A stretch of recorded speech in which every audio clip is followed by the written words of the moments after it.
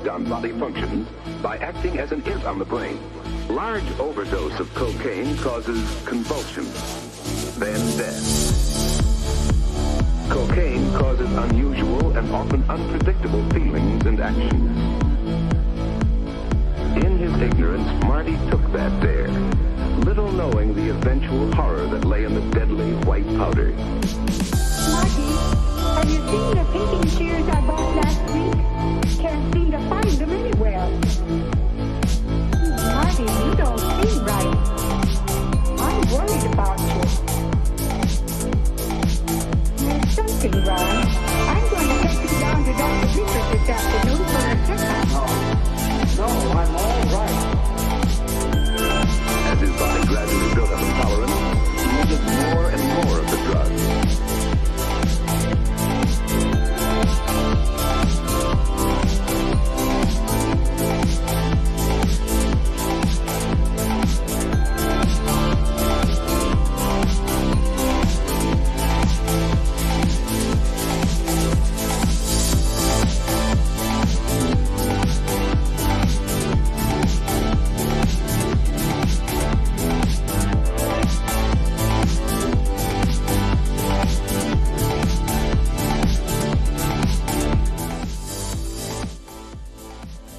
Okay, live. We're live.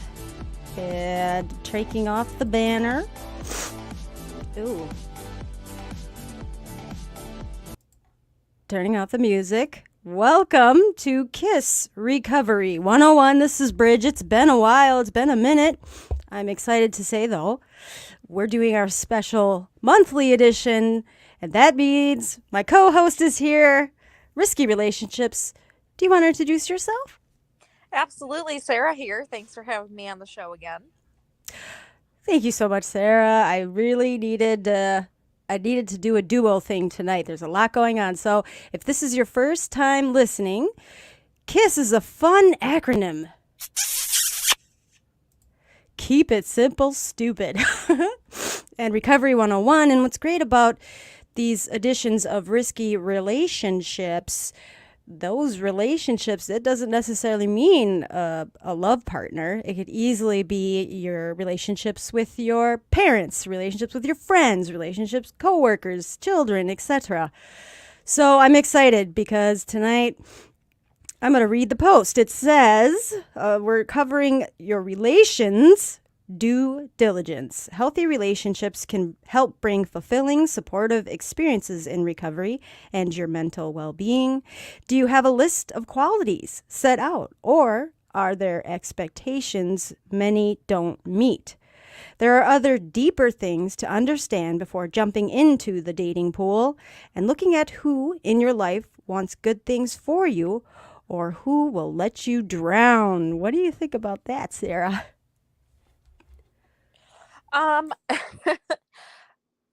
This is so interesting just because earlier this week I came and talked to you. I recently had this different way of looking at 13th stepping. And I think I shared with you the concept, a lot of times it gets kind of viewed as old timers in the program preying on the newcomers. However, I've recently kind of come to this lightning that it's a lot of times newcomers that are too busy jumping into relationships when they need to be just focusing on their program. So I don't know. That's what just struck a chord with me. But anyways, I'll let you keep going with where you're going to go with this. That's perfect what you just said. That would be the due diligence, right? Yes. Due diligence. What do they say? You can't love somebody or, somebody else until you love yourself, which I used to hate because I didn't understand. I'm like, yeah, of course I like myself, but I really didn't understand what it meant to fully love myself because I didn't know myself. And now once I really find like I've healed and grown and really do know myself very well, wow, I do love myself. And I still, when I say it, I feel like that just sounds so like I'm full of myself, but really it comes from genuine like authenticity that I love who I am sitting here today. That took a lot of work. It is a hard thing to wrap your head around a lot of times for somebody who has talking about myself here, somebody who has no self-esteem or self-worth, it takes a lot to be able to say that you love yourself. Absolutely. And I would say until I was like almost 40 years old, I didn't even know that I didn't know myself truly. So, okay. Ooh, and that's the point of going live is I do encourage anyone listening, you listening out there, feel free to interact, questions, experiences, viewpoints, whether you agree or disagree. I want all of it. That's the whole point. I do live is like I don't want to just have this conversation with myself, and I love having the conversation with you here, Sarah, of course. But I need those outside perspectives or insights that I'm not even thinking of. I really didn't dig into this too much, but we're going to start with a clip that I think really kind of sets the tone. Okay, you ready? Absolutely. Let's go for this. I'm gonna play. That's the fire sound because we're not doing the hot seat tonight. We're going to do some hot clips. Here we go. Clip number 1. And then Sarah will get our feedback after that. Agree with is when it comes to men and commitment, it's all about timing. We talk about men having their light on. And when their light goes on, they just commit to the nearest. This theory. I've never heard it put like that. Yeah, it's like a very commonly way. Yeah, like men have a light. And once their light is on, they'll commit to the nearest person to them. There's almost this kind of idea that like, oh, it's not about the people. It's about just them being ready. And I find that to be very interesting because to me, everything you're talking about isn't untrue. There is absolutely a huge contingent of people who are kind of saying that obviously, relationships bring you more peace, bring you more joy, make you more successful. You live a longer life and all the rest of it. And obviously, if you want a family, you need to find a partner to do that with. So there are definitely a lot of men who are talking about that. But there is still, I think, from, again, just going back to our Love Life community and all the women that we coach, there is, I think, a huge sort of group of men out there, probably in their 20s, but also in their 30s, I would say, who, still are very hesitant around committing, right? And this idea of like maybe, having your light on, it might be that people after the fact who have found commitment, who have found the beauty of commitment, might then go, oh, you should do it, absolutely. But how do you actually get someone there? Because I think the timing thing is interesting. There is definitely a lot to be said for, in your 20s. I mean, I think men and women, you think you're ready, you're not ready at all. You don't know who you are. You don't really know what you want. Some people do, don't get me wrong. Some people find beautiful, lasting relationships in their 20s. But for the most part, my experience, my personal experience and my experience of people around me is that in your 20s, you're just figuring it out. But I think sometimes there is this hangover where women kind of have figured it out. They know what they want in their 30s. But men are catching up a little bit. And so I want to ask you, in terms of this idea of being ready and having your light on, like, what do you think makes that, what do you think kind of precipitates that feeling of being ready for men? I think so much of it is peer group. Because it's easy to say, like, a man hits a certain point in his life where he's, starts feeling less fulfilled and he starts realizing that the single life isn't working for him and whatever. And in a sense, I think that there's truth to that. It's not that that's not an element. I think a lot of guys get to a point, you have different things going on. You have some guys who struggle when they're single and they really struggle to meet people and attract people. And in a sense, they never really have that that Jim Carrey thing of Jim Carrey saying, I wish everyone could get rich and famous so that they could realize it doesn't work. I think there's an element of that in people's love lives where there are certain guys who never really experience feeling successful single. And so they never realize that it doesn't work, even if the thing they would want to happen happened, even if they could. Okay, I'm going to cut it right there. We'll get to the second part of that in a minute. Again, chat box is open. Let's see. We got Facebook user says, preach. And Wesley says, hi. Hello, Wesley. Okay. Now, there's a lot, actually, I could pull out of that clip alone. But I'm gonna let you go actually, first, Sarah. no, Like, what do you I'm want to? curious about what you have, what you pull out of that. Okay, well, first off, I got to say that, you know, as a person in recovery, right, for either mental health and substance use disorder, I say that, you know, male or female, it doesn't matter, okay? Sitting here as a born, female, identified as female, and age doesn't matter also, because I feel like before I found recovery, I went through a lot of life experiences and grew up very quickly. And, but the two things that stuck out right away was I liked how she was asking about, it seems like with guys, and I would say with women too, it's all about timing and that light that comes on. I personally noticed that consistently a lot, especially at my age, especially trying to go out. Well, I'm taking a pause on dating again. But in that field, I noticed dudes more my age or, partners my age, I would say, they are, and I can tell right away if their little lights on, and I almost can sense this desperation. Like their folks in our age group have already maybe paired up, started families, and these single people that I started dating, I could tell that they're ready to do that. They're ready to commit. They're ready. And what baffles me is I'm not in that space, right? Right now, I don't want labels. Not that I don't necessarily want commitment, but I don't want to just jump into some relationship, right? I'm just trying to get to know someone that I feel a connection with or attraction to.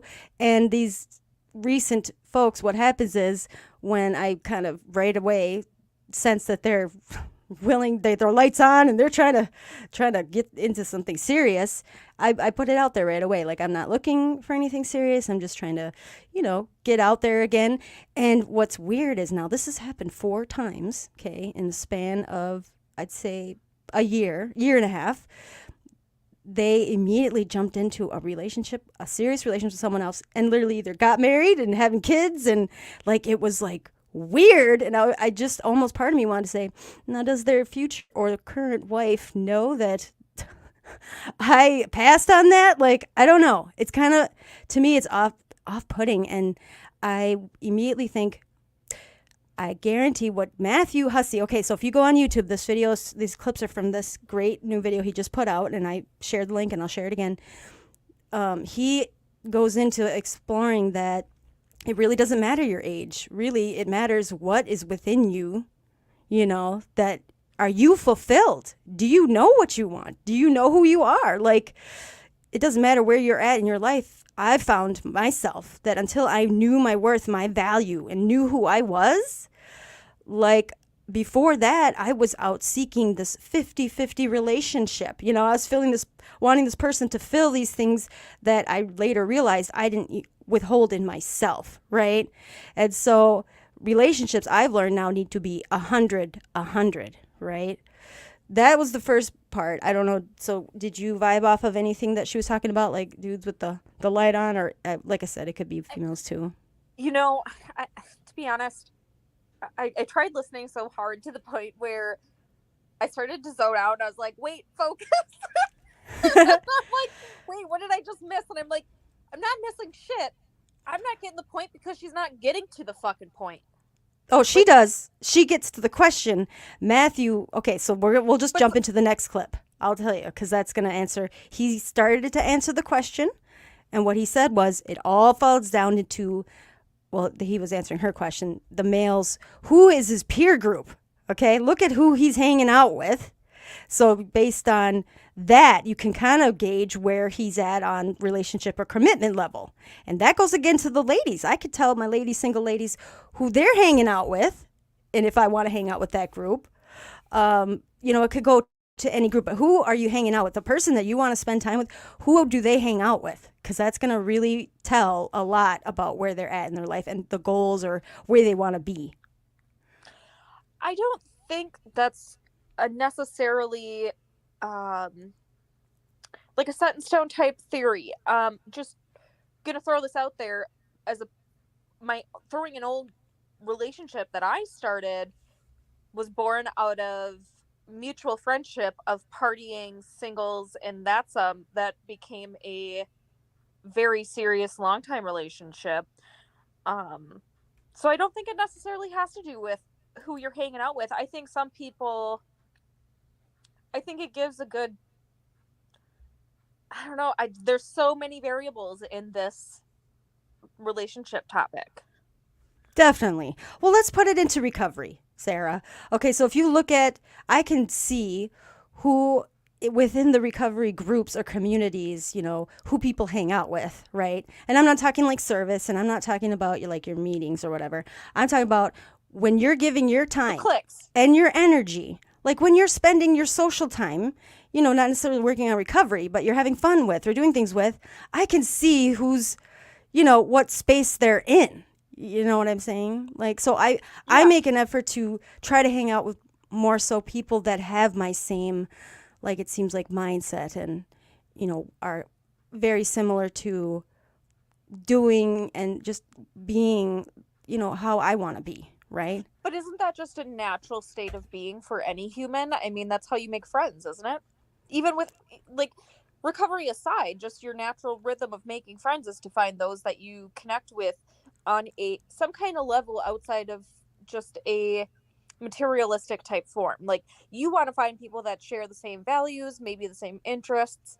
So it's only natural, I would think, that you would align yourself with those folks when you're in recovery. I agree. And absolutely. But here's the thing. I didn't know who I was, right? And I've always been socially awkward. So I would just really hang out with anyone who wanted to hang out with me, and especially as a newcomer and coming in, a lot of times, 8 times out of 10, I was not hanging out with the people that I necessarily agreed with. They definitely, I could see right away who's a gossip group, who maybe, but they would do fun things. I would really just hang out with whoever would hang out with me. Okay, so I guess my experience would be that. But where are you now?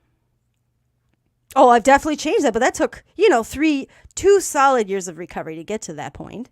But I'll tell you, before that, that's why I don't hang out with the same people that I used to hang. I had to, we're going to get into the pro tips, but I didn't even realize that was such a key factor in my social circles, that I wasn't even making a point to have standards because I didn't value myself. But those all came with your sobriety. Now, again, as you grew in your sobriety, so did your standards and value for yourself. True. But only after the awareness piece came in. I've got 4 years now, but it took 17 years of struggle in and out before I could even accept and be honest with myself. But let's go into clip 2, because this is going to really... Yes. Now pay attention. It's only a minute and a half. Okay, here we go. Wait, there's another comment. It said, oh, hi, Sarah. Sarah Jane's on. It says, this is really great stuff. Ladies, thank you, Sarah. Okay, now this is going to be the juicy stuff. So Matthew comes in with his wisdom. I really like his stuff and his cute accent. Okay. Here we go. But he's a married man now. All right. In life. And so I think there are guys who kind of, in some ways, maybe struggle to commit because they never really fulfill what they thought they wanted to fulfill in their single lives. And there are other guys who maybe do on some level, at least enough to see that, oh, wow, it didn't work. This is not going to sustain me. This is not going to be enough. This is not the kind of existence I want to have. And then they start looking for commitment. So I'm not saying that some of those things don't happen naturally, but I also just think so much of life is your peer group. It's who you spend time with. It's who your mentors are. If you are around people who are, if you join a jiu-jitsu gym, you are going to start wanting to be more healthy because, and James Clear talks about this. James Clear is the habit guy. He talks about this idea that you should join community. If you want to inculcate a habit, you should join communities who take those values seriously, because you will want to start having those habits just to keep pace with that community. Okay.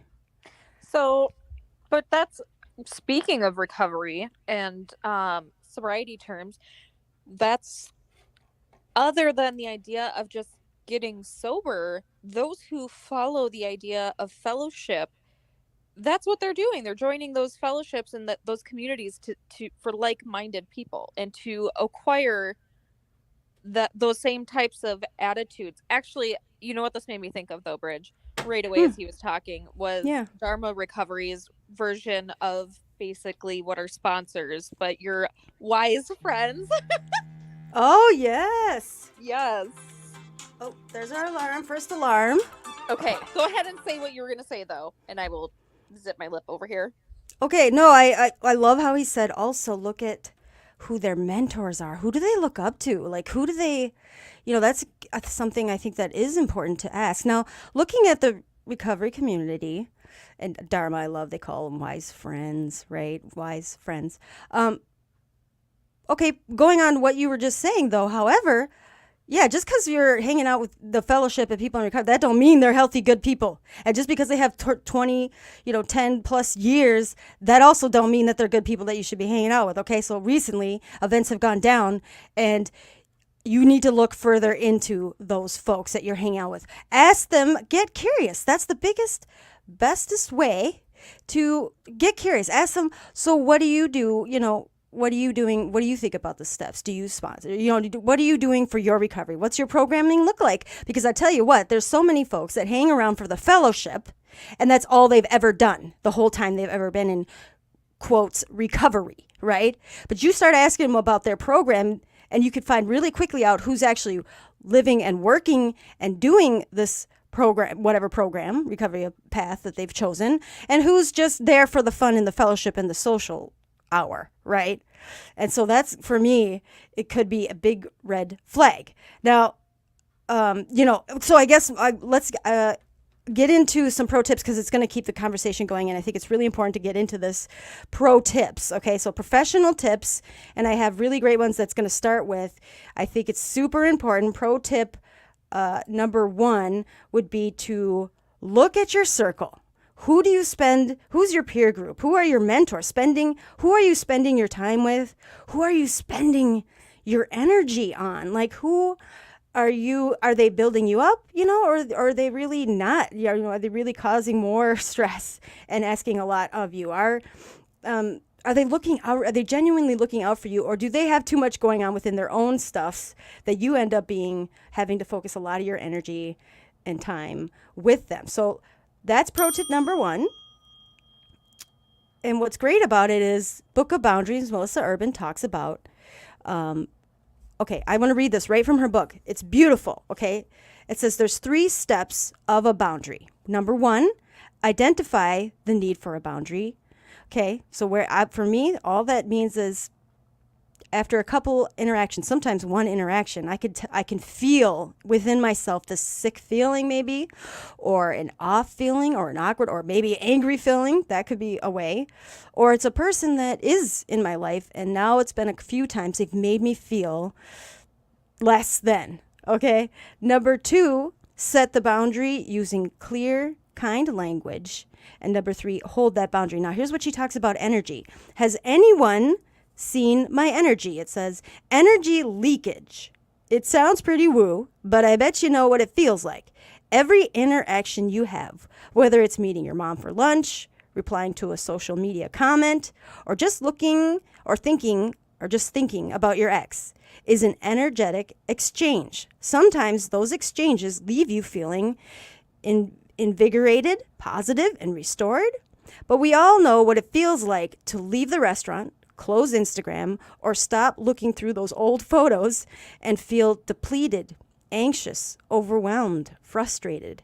This is energy leakage, where your interactions are consuming more energy than they're giving back. You may not even realize it's happening, but this is why you feel depressed after conversations with that coworker who is always unhappy in the middle of drama or is gossiping.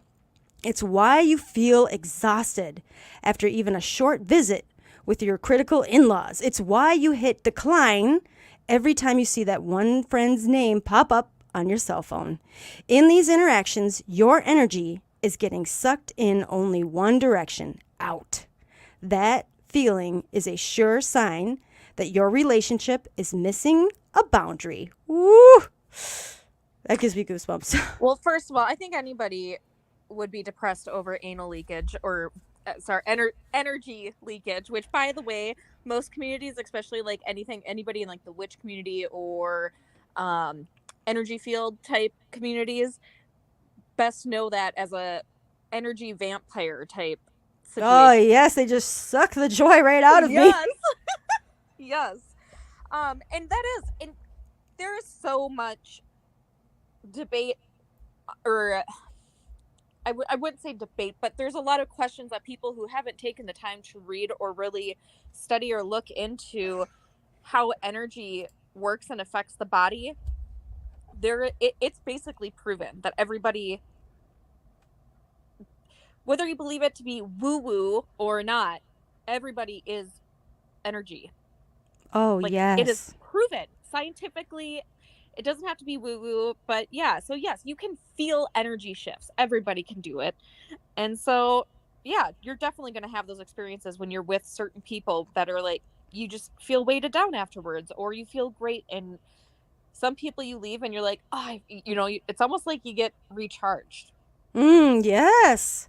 Yes. Well, absolutely. And that's beautiful because I find that especially in my community, like I'm at a space where I do want to give back, and I walk into a room or a meeting, I'm ready, I'm there, my cup is overflowing, I'm ready to give that energy and that time to those people that might really need it. They're reaching out or whatever, but I can only do that, well, now knowing my own boundaries, but also, in a certain of space where I'm safe and I'm ready to do that. However, now there's certain people that I call them dark cloud people. That's how I refer to them, is they're always negative. They're always complaining. There's always drama, and those are the folks that I'm happy to say I've gotten really great at setting a clear, kind boundary, especially the ones that I realize for so long, quote unquote family members were taking how I was so giving, and they would take me for granted. They would manipulate, and they always needed me until, they didn't, and then I didn't hear from them. But, they would take my kindness for weakness and constantly just suck out whatever they could, use me. They were people users, right? And yes. I love that saying, you sit with the warriors, the conversation is different, right? So when I need to fill my energy or fill my cup, I hang out with you. I hang out with Mahana. I hang out with Andrea or Lindsay or Jessica. Those folks that, for whatever reason, no matter what, when I'm around you guys, my light comes back on brighter, and, I get more motivated and inspired. Like I feel like a lot of my peer groups aren't just like peers. They're people that I respect and I love and, are my mentors and my wise friends. Yes, exactly. And, I also like the fact that, we were talking here about, let's see here. Sorry, I was making some notes so I wouldn't forget. But, we do have another comment too. Oh, yes, please go ahead and read it. Sarah again said, I believe that if I want to live a certain type of life and have visions for my future, like continued sobriety, etc., I need to put myself into the group that also has that vision. I lost myself also, and am finally finding me again. So just putting myself in the AA building and going to events and service work will lead me to what I want in my own life. Ooh, and that's beautiful, Sarah. Another Facebook user said, yep, too many people hang out just for the fellowship. Yes. And Sarah goes on to say, but isn't fellowship a good thing? ?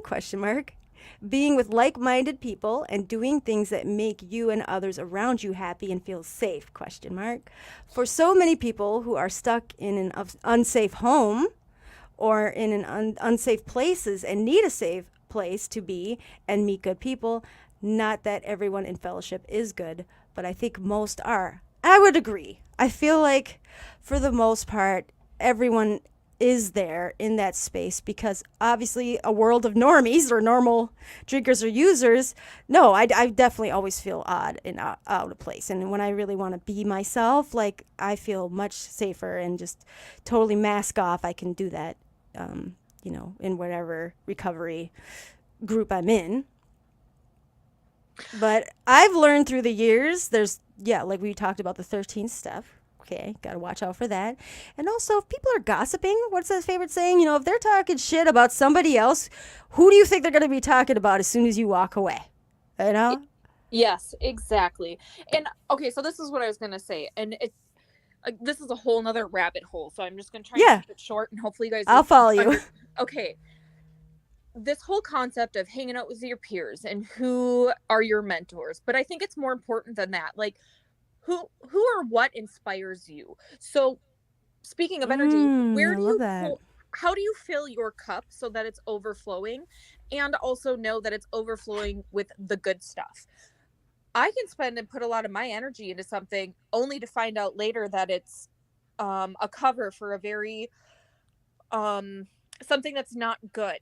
And I think some of it comes from, first of all, you have to go down the philosophy rabbit hole of, where do your morals lie? What is important to you, and what do you believe is good and bad?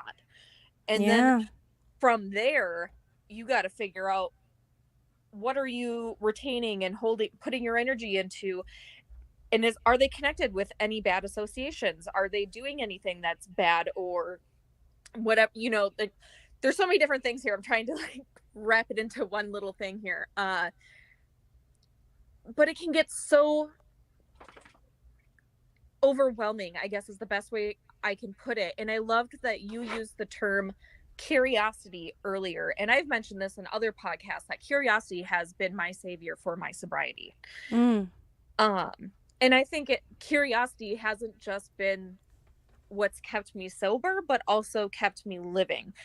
If I give up on even wanting to learn anything, or stop investigating stuff or adventuring, that's where I know I'm gonna be checking out, Yeah. So wow. Yeah.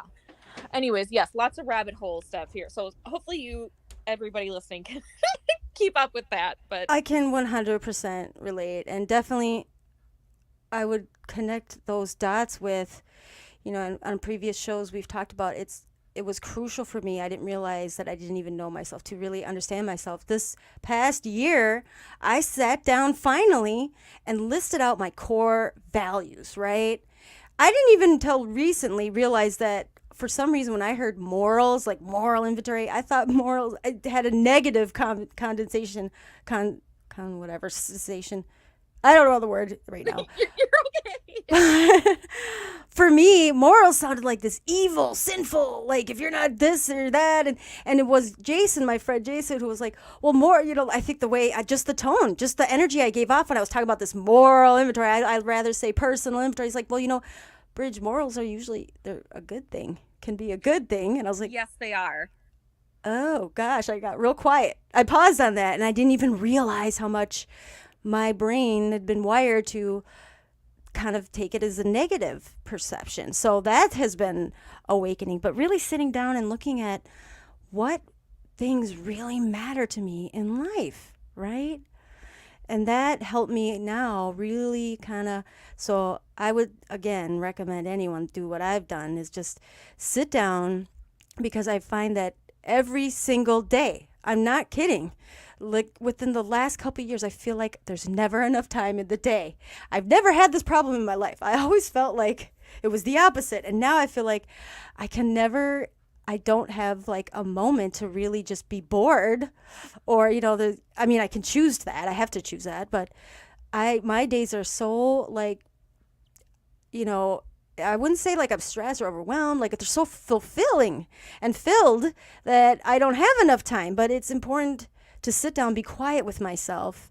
And I had to sit down and think about my time. It's not more valuable than anybody else's, but to me, it's so limited, and especially my energy. Like when I'm committed to something or someone, or, I'm giving them my full attention. My word this year is present. And so I had to sit down and list out these people. I literally had to texts, and now there's so much social media stuff I'm in, I can't even keep it straight, but groups and chats and stuff. But really list out my priorities, right? Obviously people in my home, but then also those inner circle people, and then the people that I'm working with. Like, I needed to align with my values on, I can't just up and give you a ride here. I can't just up and, go fix this for you. Like, I need at least to get curious of why you're struggling and what's going on, but also to try to, get you to understand that, my time is so limited. I want to see, you need to meet me where we need to be on the same page here. Like, I can't do your recovery for you, right? But I need to see you do some of your recovery first before I can, still is a struggle for me to want to just fix and save everybody. And I gotta stop doing that, because everyone, the closer people to me, especially at home, are not getting that time with me, And then I go to bed at night feeling like a failure, feeling like I'm not good enough, I'm a sucky mom and whatnot. So, but let's turn it on to a positive note. I wanted to say pro tip number 2. Now, this is beautiful. I found a great website, and again, shared that link, but it's on Psych Central, and it's traits to look for in a partner. Now, here's what I love, okay? So it says traits to look for in a life partner, I would say, or again, partner could be your best friends, right? People that you're spending those time with. So 9 things, traits that are really more healthy to look for. So basically what you're saying is this is your peer group. This is what you should be looking for those who you want to learn from or partners. To grow with. Life partners. Yeah. Okay. Like, I mean, literally the last 4 years, I have changed and evolved so much. It's great to see who's still in that circle, and who's, chosen not to continue on, growing with me, and who's definitely I haven't talked to in whatever reason, both sides, whatever. But so these are 9 traits, and again, I'll post a link and read through them, but I'm just going to read through the list. Okay, so if any stand out to anybody, let me know. Sarah, especially you, go ahead and just say stop. Oh, and Jane says connotation. Thank you, Sarah. That was it. Nicely done. Beautiful. I love her. Okay, so 9 qualities to look for in a partner. Pro tip. Here we go. Number 1, they have a solid foundation. Okay, that's legit. Number 2, they can communicate effectively. Okay. Number 3, they share your values, or they're open to your values, I would say too. And number 4, they demonstrate respect. Ooh, I would just say number 4, respect, right? Mutual respect. Number 5. Oh, go ahead. We're going to pause right there on that one. Sure. I think it's so much more important that respect in this day and age, especially like with the younger generation, with children, like my daughter's age and stuff. It's interesting their perspective of respect. Yes. Like talk about that. Like I have noticed that they think respect is something where you're just polite to somebody, or you just don't talk back to mom and dad. Manners. Yes, they confuse manners with the idea of respect, and I think it's because this world has lost most of its respect in regards to I don't respect somebody who can respect me per se. Those who I respect are those who respect everything and everyone on a equal platform, if that makes sense. If you have that capacity to treat your whole world with respect, that's where I reciprocate that. Beautiful. That's a beautiful point. And that makes me think about like the book of boundaries. What's wonderful is she talks about, some of those boundaries that come into play. A lot of times I said, if I'm going and speaking, right, or training, I'm teaching something or lecturing a group or whatever, again, that get curious thing is that I didn't know what I didn't know until I knew it, right? I was ignorant or naive or just, hard-headed on a lot of things simply because I didn't know, and I had only known the other side or perception, right? And so I find with like respect, I love that you brought this into play because it makes me think of right now, I'm in this whole vibe.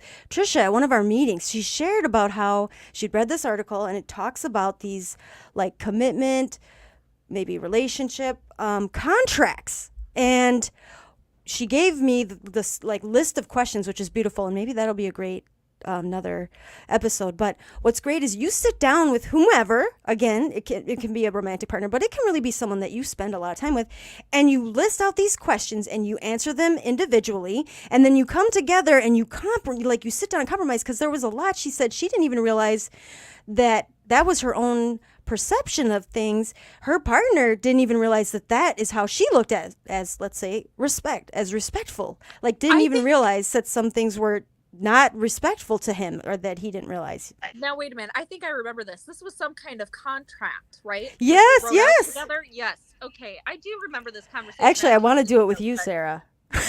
My partner. Fun. Yes, and it's deep because I think I've put it off because I'm kind of fearful of just getting your truth. I'll go full honesty or whatever. I want to make sure that I'm not offending or defensive, and you might need to call me out on some stuff. But yeah, I think it's beautiful, and to define what is respectful or not respectful. Like, definitely, I used to be prompted or triggered by language males would use when talking about females. Like, I immediately was like, that is disrespectful. But now, that's changed for me, especially around certain people. So that's a really great point. Okay, last thing, let's go finish the list, and then I only have 7 memes, so I want to make sure that I really want to share them with you, Sarah. Okay, go ahead and go over the rest of them. Okay, so we're finishing up the list for traits to look for in a partner. It says life partner, but I would say it would be anyone that you spend a lot of time with. It doesn't have to be romantic. So number 5 would be they show empathy. And I think that is hard in the sense of if it's not a person who's been through some stuffs, at least to show compassion, for like there's certain people that I've spent time with, they have no capacity to empathize with some of the things. I recently, in the newcomer in the SLAA SLA rooms, I used to go to SA meetings, sex addiction meetings. I find that I didn't align really well with those. It's sex and love addiction anonymous groups that I am the newcomer in those rooms, and I've realized there's a lot of work, behavior, patterns of thinking that I have yet to really explore on a deeper level. So, okay. Sorry, went in tangent. Number 6, they recognize and appreciate their imperfections. Oh, I love that. Number 7. Oh, were you going to say something? Yeah, to each their own. I don't know if you have to go as far as to appreciate your imperfections, but to at least accept them and understand them. Yeah. Yeah, and I find that down the line, if you've spent enough time with people, I actually appreciate quirkiness and weirdness, or, you find, I don't know if you can say this, but Sarah, I would hopefully with me or other folks, like there's certain folks that rub people the wrong way. I particularly love that about them. They have other. That's me usually. I won't name names, but we hang out with a certain individual that just, people at first are like, what is going on? And I'm just like, but that's just him, That's what I love about him. Okay, sorry. Number 7, they're open to influence. I would say they're open-minded, right? And willing to maybe change. Open-minded, yes. Yeah. And then, change their mind. I wouldn't say change them as a person, but number 8, they give affection in the way that you need, or I would say affection in the way that you feel, comfortable and safe with them. Again, respect comes into that play. And last one is they listen and are open during an argument or disagreement. Ooh, that really aligns with number 2, which is they can communicate, right? Yes, it does absolutely align with that perfectly. You could tell when there's issues in anyone's relationship if they're getting real heated and they can't back off from each other. And it's like the same argument or debate or whatever, and they're not, they're Neither not one hearing of each them other. wants to budge on their side, but yet they can't take the time to walk away and cool down either. Right. Yeah. Yeah. So that's one thing I'm proud of to say that, about 2 years ago when I was first going to try to get my feet wet in the pool of dating, what a joke. I made a point to say to the person, just so you know, right now, I am 100% going to be just forthcoming with my truth. So if at any point I feel like not good about something or awkward about something or uncomfortable with something, we're going to have a conversation about it. And I found that scared his ass right away. About, not even a month. Okay. And, what do we got for our memes? Okay. And so Sarah Jane said, respect for others and themselves. Beautiful, Sarah. Thank you. Oh, and she said, LOL, that's the teacher in me. I gotcha. Okay. I appreciate it. Well, again, I'm going to post all the things. There's so much more that anybody could I encourage you to go look into, but I'm going to get right into the memes because they're pretty awesome. Okay, take that off. And here we go.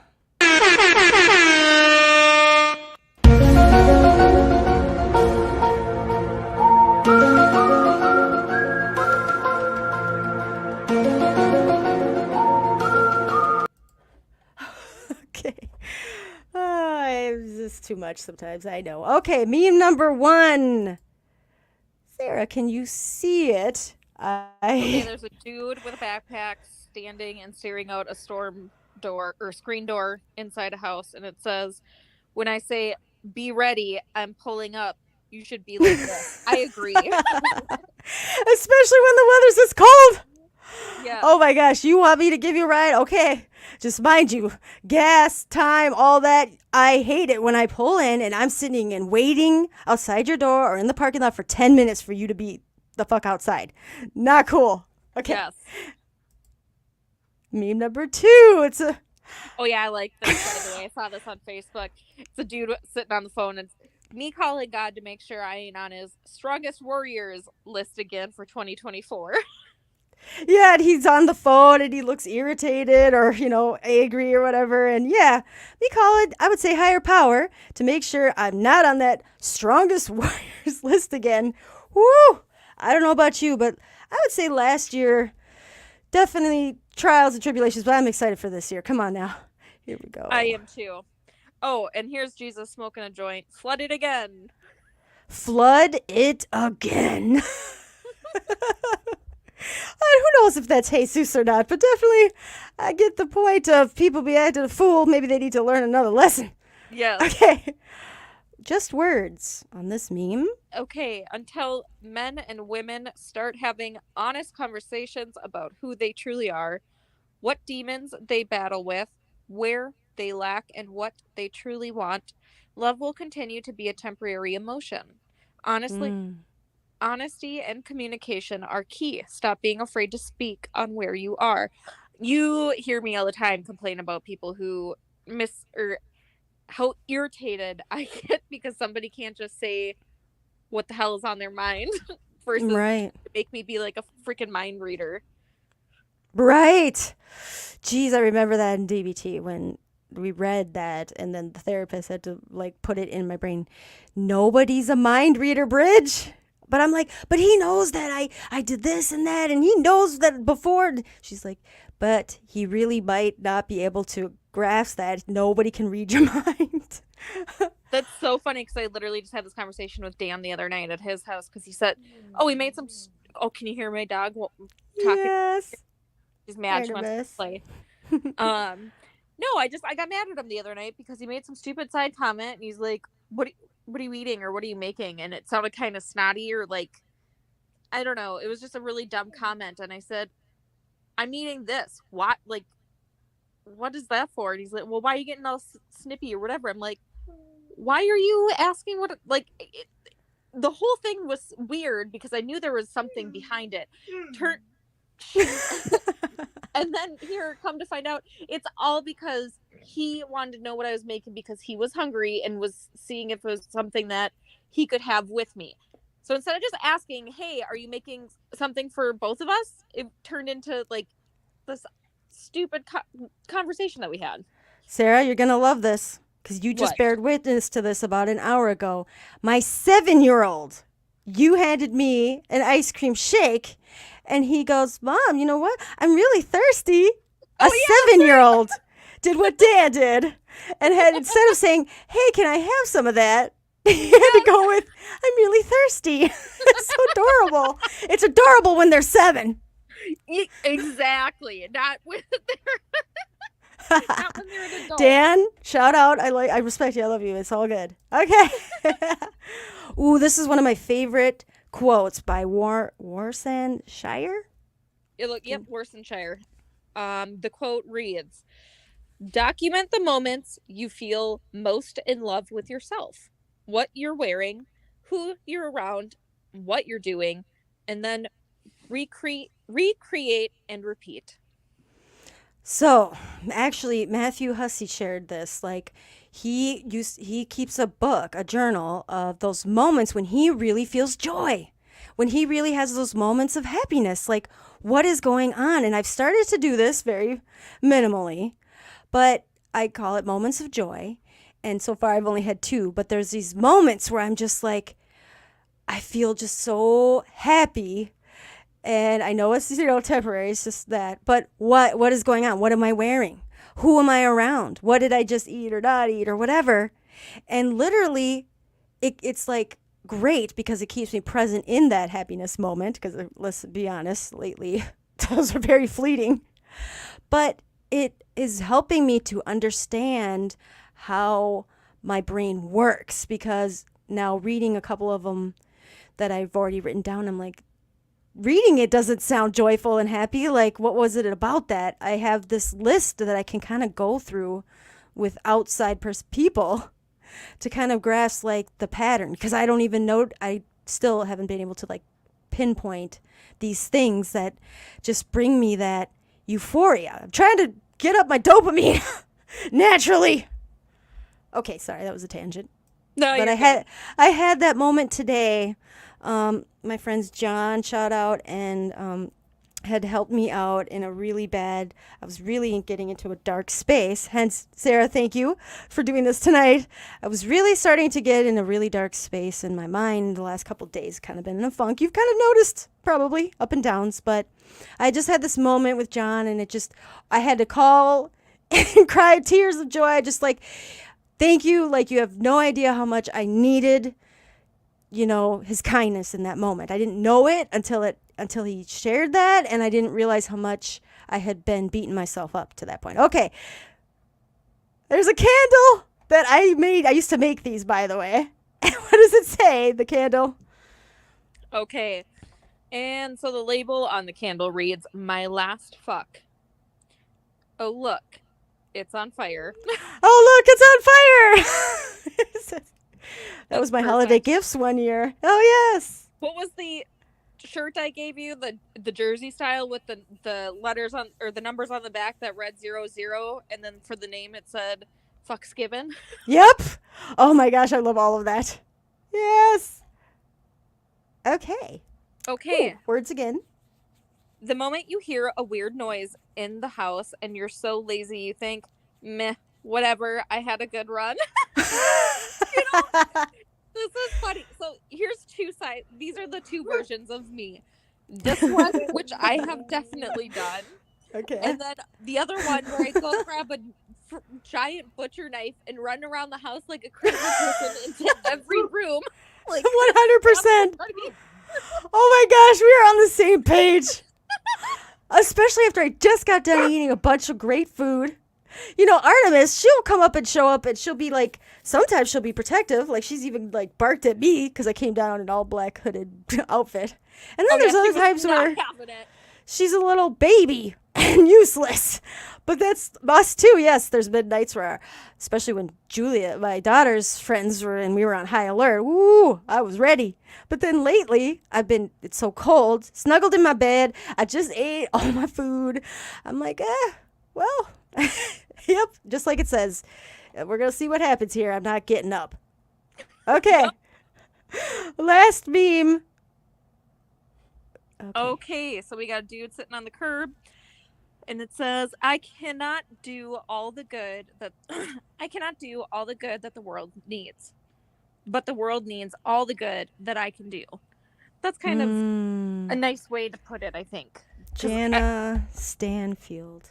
That's beautiful. I think it can be overwhelming to think about how much, to realize where the world is. The world's shit and it's going even shittier, but there's nothing anybody single-handedly can do. But I think if everybody put in their best effort, it'd be yes, and I think that's what helps me set those boundaries for myself, because if I don't, and I don't even like the word boundaries, really. I've been saying it like the word I use is promises. If I can't keep the promises to myself, I can't keep them for anybody else. And I realize, like, yeah, otherwise I will beat myself up because I didn't get to that person's house today to do the things that I said. I'm all about, I follow through on what I say I'm going to do. And for whatever reason, if I can't follow through on that, I feel like shit. And then I beat myself up. And so I've started to really, I have to like self-talk. That's why I need my meetings, especially Monday nights, bad moms. I need to go there and, vent about how much I'm hating myself or what's going on, because they, no matter what, at least will listen. But also 9 times out of 10, I feel better. Like they make me feel better about myself. And not only do the meetings themselves make you feel better, but it's the fact that you literally just kept that promise to yourself. You made that. Yeah. I'm going to go to this meeting every week. You keep it. So it's going to automatically instill that level of gratitude, joy, whatever you want to call it. That's going to dopamine. It's going to raise it. Yeah.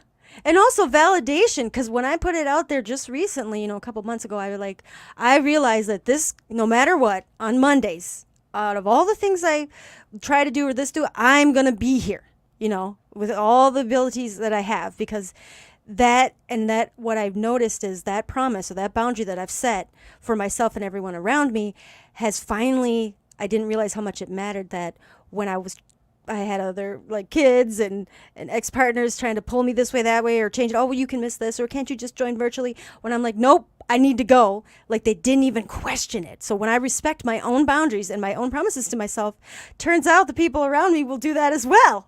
Exactly. Okay, well, we only have 3 minutes left. If anybody has any final comments, looks like nope. That is. Thank you, everybody, for listening and interacting, especially the ones that, got your comments. I really appreciate that. Sarah, thank you. And then is there any final words or shout outs or anything? I do want to make a note to Costa Rica before we close. Oh, yeah, by all means. Nothing from me. Speaking of, just because it is a recovery podcast, shout out to Mahana, who got her 4 years yesterday. And Ricky got 1 year, the hardest year ever. Ugh, in my life, that first year. Mahana, hearts. So, yeah. Other than that, that's all I got. So thanks for having me on, by the way, Bridge. Yes, okay. And here's big news coming in. So, Costa Rica, I got amazing on location interviews, Sarah. I've been listening and editing and working on, like, these are such powerful shares that, I was going to try to get them out on the podcast, and I realized that I do not want to rush these, right? And a new thing that I'm putting it out there right now, it even makes me anxious, anxiety feeling right now saying this. I'm committed to introducing video interactions. I had some conversations, and I realized that especially when I'm going to be sharing some amazing people from Costa Rica, our experience there, Sarah. And yes. I feel like it's got to be like quality, right? And quality content. And so anyone from Costa Rica listening, but anyone that's seen any of the promos going out, be ready. Hopefully, I'm thinking it's going to be, within the next week here, I'm going to be dropping some stuff. It's amazing. It's powerful. And there will be video. Yikes. So it won't just be audio. But yeah, so I'm excited. There's a lot that behind the scenes that nobody has any idea what I'm putting together. But I think once it comes out, everyone will be like, yeah, anything worth waiting or worth something is worth waiting for, right? Whatever that saying is. So that is what it is. Costa Rica, we're going to have I'm going to have some amazing just presentations coming, basically. So yeah. All right. Looking forward to it, Bridge. Love you. I will see you shortly. Thank you listening, Sarah Jane, and anybody else listening in. I do see eyeballs. I can't, if you did, Wesley, if you did, show up as a Facebook user, the nice thing on Facebook is private. Nobody sees who you are unless you check it or uncheck that box. So thank you guys so much. It means the world to me that you showed up. It's been a struggle. It's been hard, and I'm just so thankful to get all this beautiful recoveriness out of me because now I feel joy. Ooh, I got to add this to my list. I love you. Have a great week, and I will catch you in a week, you guys. Okay, good night. And where's the music? Got to get that music in. Okay, returning home.